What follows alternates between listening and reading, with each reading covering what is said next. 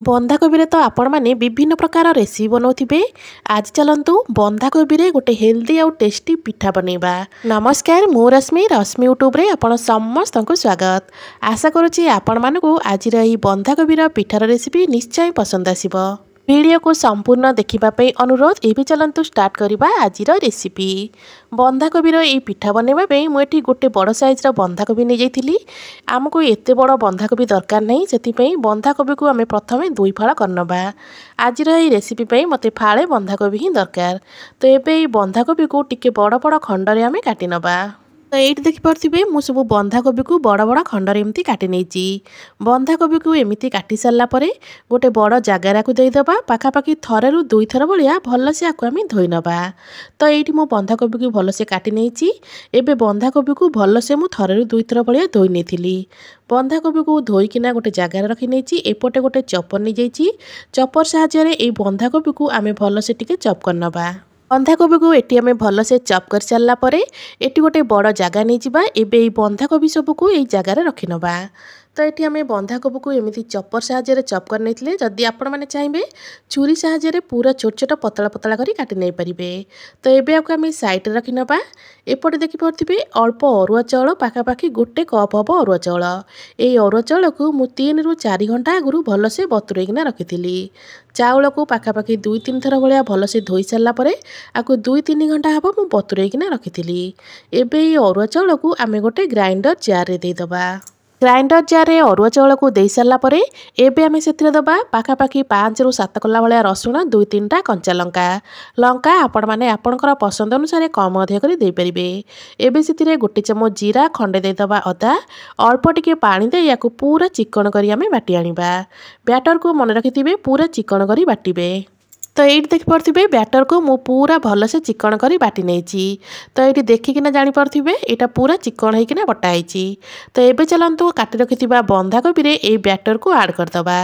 Batter को बंधाकोबी दे सारापर सबू जिनस को आम प्रथम भलसे टिके मिसई नबा। सांग माने आज रेसिपी वीडियो को आपण माने को जगार देखुंत कमेंट करी निश्चय जनइबे, जहाँफल कि मुझे आपण मानकु धन्यवाद दे परिबी। बंधाकोबी तो आपण माने विभिन्न प्रकार रेसिपी बनैथिबे। बंधाकोबी ये पिठा को निहाती थरे ट्राए करेंगे। आपको आपण मैंने स्नैक्स हिसाब से खाईपारे ना तो पखाल सहित खाईपारे। यहाँ बेस भल लगी था खावाई। तो ये सब जिनस को भलसे मिसई सारापर ए चलतु अलग सामग्री सब आड करनबा। जमीक ये मुझे हाफ चामच परिका जुआणी को हाथ में एमती टिके मक्ची नबा। तापर देदेबा ता सहित हाफ चामच जीरा गुंड, हाफ चामच ये मुझे धनिया गुंड, हाफ चामच ये मुझे लंका गुंड, ता सहित हाफ चामच ये मुझे काश्मीरी रेड चिल्ली कलरटा बहुत बढ़िया आसिबो। ता सहित ये आम देदेबा स्वाद अनुसार लुण, अल्प ये देदेबा हलदी गुंड। एबे ये आम बाइंडिंग 2 रु 3 चामच हम ये मुझे बेसन। ता सहित ये गोटे बड़ साइज पियाज को एमती लंबा लंबा पतला पतला कर काटि नहीं देदेबा। ता सहित ये आम देदेबा अल्प कटा धनिया पत्र। सबू जिनस को दे सारापर ये आम अल्प टिके पानी देदेबा। अल्प पानी दे सारापर एबे सबू जिनस को आम हाथ में मिसेबा। ये मुझे कही रखुच्छी जदि आपण मानकु आज रेसिपी वीडियो भल लगे वीडियो को लाइक करेंगे, शेयर करेंगे। जदि आपण माने मो चैनल रे नुआ छंती ताले प्लीज चैनल को सब्सक्राइब निश्चय करनेबे। तो ये देखिपे सबू जिनस को मो हाथ में भल भाव में मिसई नहीं। तो एपटे गैस उपर गोटे पैन बसई नबा। पैन आमर भल भाव में गरम हो सारापर एबे से पाखापाखि गोटे चामच हम तेल देदेबा। ये मुझे रिफाइन तेल नहीं, आपण मैंने चाहिए सोरिष तेल नहीं पारे। तेल टिके गरम हो सारापर ये बैटर रु गोटे डंकी ये आम देदेबा। ये डंकी साहाय्य चारिपट को भल भाव में स्प्रेड करनबा। गैस फ्लेम को मीडियम रे ही रखिथिबे। मीडियम फ्लेम रे आपको एबे आम 1 रु 2 मिनिट पर्यंत एमिति कभर करी छाड़ीदबा। कभर करी 1-2 मिनिट छाड़ीदेले गोटे पट साइड बढ़िया से आमर सीझीजिब। तो ये चलतु आपको आम कभर करके 1 रु 2 मिनिट पर्यंत छाड़ीनबा। 1 रु 2 मिनिट पर ये मु कभर काढ़ी नौची। तो ये देखिपे पिठार उपरटा पूरा सुखा सुखा लगुच। एबे पिठा को आम पलटई नबा। तो पिठार उपर पट कलर देखिपे केते सुंदर देखा ऊपर पट बढ़िया से आम सीझीगलानी। एबे आम पुणी थरे कभर करके आउ 2 मिनिट छाड़ी नबा। 2 मिनिट पर ये मु कवर काढ़ी नौची।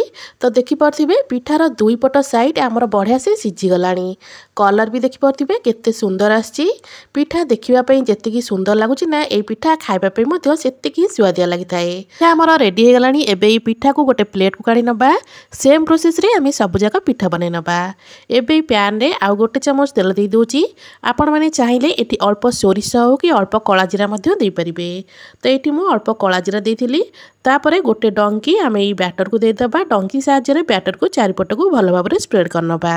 एबे को प्रथम जमी आम कवर करना सेकी सेमती कवर करी दुई पट साइड को बढ़िया से गोल्डन करके सेकी नबा। सबुजाक पिठा को एटी मु गोटे प्लेट को काढ़ी नहीं। आमर बंधाकोबी रे तैयारी टेस्टी पिठा सब रेडी। आशा करुच्ची आपण मानकु आजिर ई बंधाकोबी पिठार रेसिपी निश्चय पसंद आसथिबो। पुणी आसीबी गोटे नुआ रेसिपी नहीं। से पर्यंत रहूची नमस्कार। जय जगन्नाथ।